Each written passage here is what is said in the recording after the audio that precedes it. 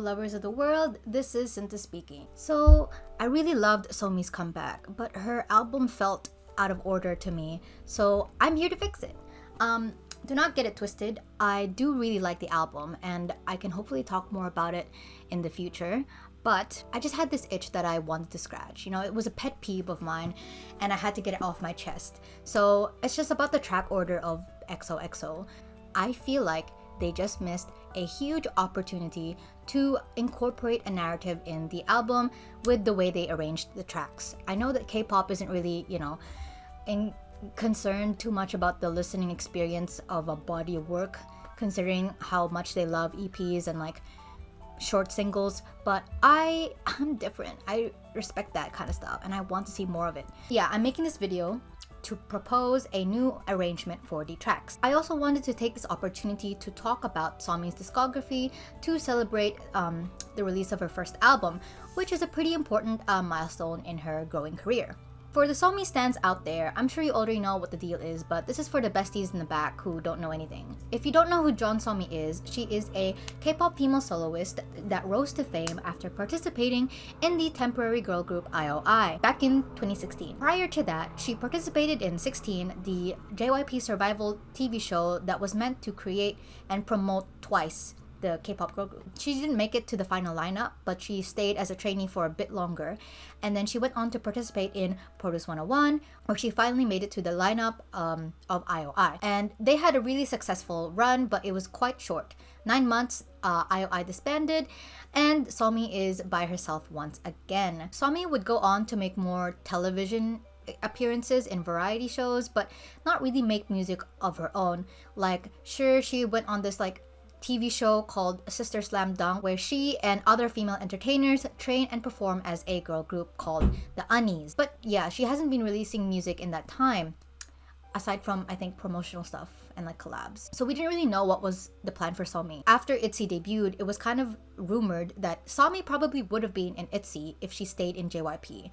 But instead, she decided to not renew her JYP contract and instead sign on with the Black Label, which is a YG Entertainment subsidiary, but is led by Teddy Park, who, if you are a K-pop, fan, you'll know that Teddy Park is the guy who produces a lot of Blackpink stuff. He definitely has a style, and it's very distinctive, to say the least. Under his supervision, Somi eventually went on to be a female soloist in the Black Label. She debuted in February of 2019, and this is her first EP after dropping solitary singles for years. I like Somi a lot. I don't fully stan her, but like I've been following her musical career since IOI basically, and I even watched some episodes of Sister Slam Dunk, so I feel like I actually got to see more of her personality and not just her like talent as a singer. So I was really excited to see her venture out into an album. So let's get into my thoughts on the album itself. Let's go talk about the original, the positives of the original. It is apparent from Somi's debut that all those years training and going on to survival shows to develop her skills were not for nothing. I've always found her voice very light, very pretty, and just generally a really good fit for the kind of pop music that she has kind of like settled into at this point. The timbre of her voice, I really like how she can sound very cute and like almost like a child, coy, like I'm so pretty, but she can skew that to sound bold, confident, and feisty through her vocal delivery. So what I like about the album in general is that it's overall pretty consistent with like a obvious atmosphere, and it is likely to do with the fact that Teddy Park is the one leading her. So because it's like one person like creatively directing the artist, then obviously those creative decisions are like in sync, as opposed to several people, I guess. That's how I view it. The negatives of this album, in my opinion, by the way, is the track order. This is the original track order. As you can see, they clearly just ordered it for the sake of convenience, with the new songs in the beginning and the older songs in the second half. But then with this kind of arrangement, you kind of run into this problem of people losing interest. Your listener's attention disintegrates the second that the last new song finishes, because all the older songs, the novelty of them has worn off, And I doubt people will continue to listen because like they've already heard all these songs. So the album experience, I feel like, would benefit from mixing the old tracks with the new. So that way it kind of like adds layers to the listening experience because you're bouncing back and forth between the unknown and familiarity. I feel like this album is dealing a lot with love, heartbreak, and it ties it together with Solmi's attitude. I saw a narrative clear as day, and this is how I'm gonna walk you through my thoughts. Let me take you to my version of Solmi's album. Solmi should welcome us to her first album with her debut song, Birthday. You know, it's a vibrant and confident celebration of Solmi. I find that putting this at the start sets Solmi up as like the main protagonist. Like, this is all about her. This is her party, this is her world, and you're all just living in it. And it kind of just sets up the personality that she is going to be exhibiting in the rest of the album. So you kind of know what to expect almost when you're going into the album. I also just like the poetics of putting her debut song in the beginning. I just remember being surprised at her debut because I assumed that her label would make her spend a few more years in like the cutesy, youthful, like immature, like I guess concept. But instead, she's just jumped straight into this bold, bubbly girl crush persona with a edgier attitude. Like as she grows older, of course, like XOXO is like the best example of this. I think this concept fits her really well. And also, look at the title for Birthday. It can stand for so many things, like a celebration of her debut. It's her literal birth in the K-pop world as her own person. And the end, I guess, of this era where people are trying to shoehorn her into groups, but it also shows that she has finally evolved to be able to stand on her own.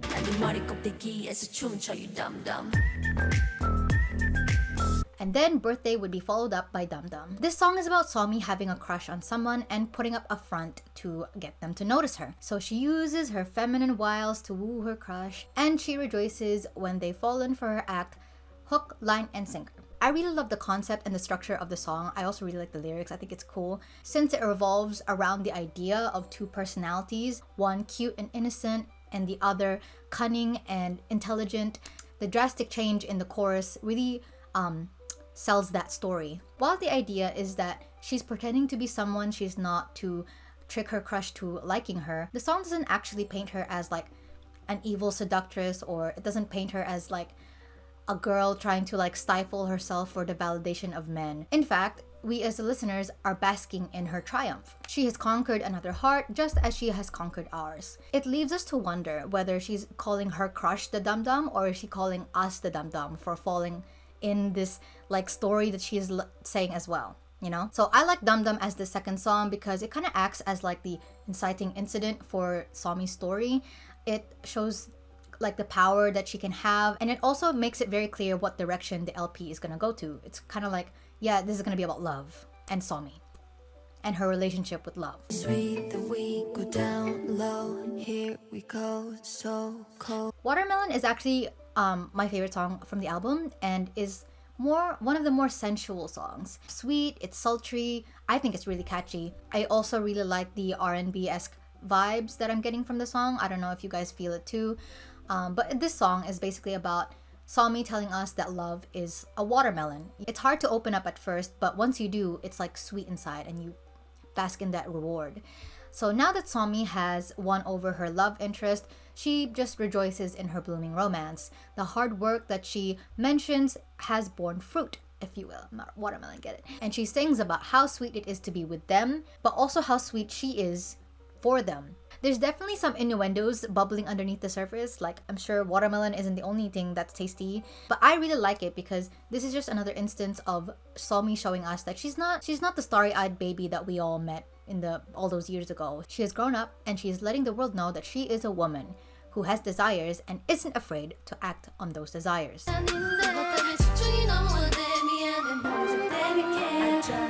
Out of My Head is kind of like this lament about how she can't get this person out of her head. Get it? And that she's completely like obsessed with this person. I feel like this is the first song that really shows Solmi's vulnerable side. A far cry from the, confident and bold woman that we have gotten to know so far. Instead, we see what the romance that she's been in has done to her. It's like driven her crazy. That kind of makes the power dynamics of the relationship switch. The previous track, Somi was the one on top.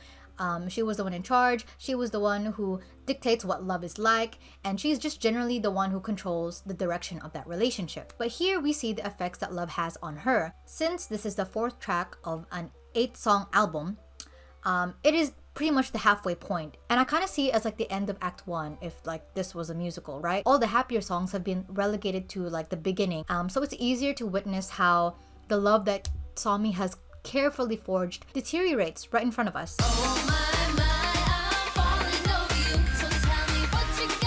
So what you waiting for is a rather abrupt switch in the mood for sure, but that is exactly why this needs to be here. It lightens up our mood after listening to her like talk about how obsessed she is. And if we're still using that musical narrative example, I kind of see this as like the beginning of Act 2. The honeymoon period has finally ended, and Somi is faced with something that she has not experienced before: the sting of rejection. The song is upbeat, but the lyrics are sad.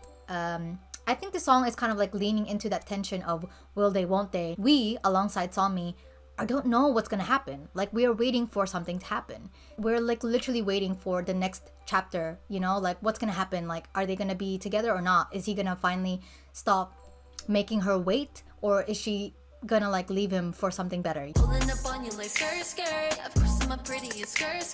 You really make me put in work. Don't Let Me Go is like where we see the cracks in that relationship. Even though What You're Waiting For signaled the beginning of the end, this is kind of just like, oh, this is the problem. This song is Somi begging this person to not leave her. She is also putting that work just to make this relationship work. So it shows that Somi is like putting effort into the relationship. Somi isn't just here to snag guys willy-nilly, She actually cares about love and relationships, and she wants this to work. And this song actually shows us a glimpse of the person she's in love with. Let's say it's played by Giri Boy in this hypothetical musical. It seems like the guy's also putting in effort into the relationship, and we see his side of the story. And I like that towards the end they have this like back and forth conversation where they respond to each other, like asking them like, don't let me go, but I don't know if the English translations that I've been reading up on are 100% accurate, because it almost sounds like, according to the translations I've been reading, they're like not on the same page. They're like responding to each other, but like they're not answering each other's questions. They're just like almost like butting in to their conversation. I can't explain it, but if that was intentional, I think that's really cool, because then it shows that they're not on the same page, that they are probably not meant for each other, that they don't understand each other at all. If that's the case, I think that's a really cool decision. But if it's not, let me know in the comments what the actual lyrics are, because I don't know. So I like that the song follows What You Waiting For, because it's kind of like the natural progression of the relationship. She's like, what are you waiting for? And I was like, don't let me go. So we can see that the relationship, the romance, is rocky from the beginning, and Somi is just like lamenting how her partner is ignoring her. That initial tension from What You're Waiting For of will they, won't they, is transformed into a different kind of tension, which is, are they gonna stay together, or are they gonna make each other more miserable? And finally, that tension has to be released.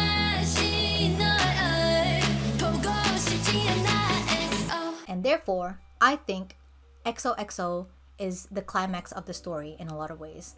It's where Somi finally sees that the person she's dating is not worth her time, and she dumps him. I know that the story is that the boyfriend cheated on her with a close friend, but that's so sad. I hate that. Who would cheat on Somi? That's so unrealistic. But anyway, I choose to ignore that. I'm like ignoring that storyline, but it's there. She finally returns to that sassy attitude that she started on. But rather than using that sassy attitude to lure people in, she is using that attitude to transform her pain into a bitter but triumphant song about cutting ties with someone who doesn't care about you.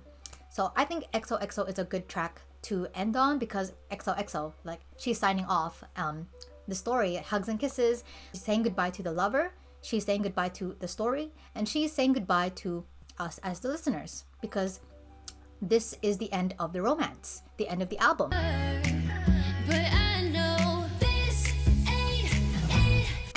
Psych! that is not the real ending. It is actually Anymore. I find that Anymore is a good like epilogue if like this was a novel, not a musical, I guess. So we end on another sad, vulnerable song from Somi, and like the complete opposite of the mood that we were literally just listening to. First and foremost, it's entirely in English. So I feel like because it's the only one of its kind, it's kind of like the odd one out. And I find that it's just a nice way to like end the story and tie off the story narratively, because the song itself is about reminiscing about the past. You know, the story is over and she's trying to move on, but she's like still hung up on this guy and still hung up on that past. So to me, it makes a lot of sense that the song that she uses to reminisce about the past is entirely different to the rest of the other songs that we were listening to, because this is the only song that is talking about something that isn't happening in real time. So that is my version of Somi's album. Tracks rearranged, but I feel like it's still, you know, the same songs. And I'm picky about like the listening experience. I feel like it was like easy to make it more substantial if you just thought about it more. So there we go. That's my version of Somi's album.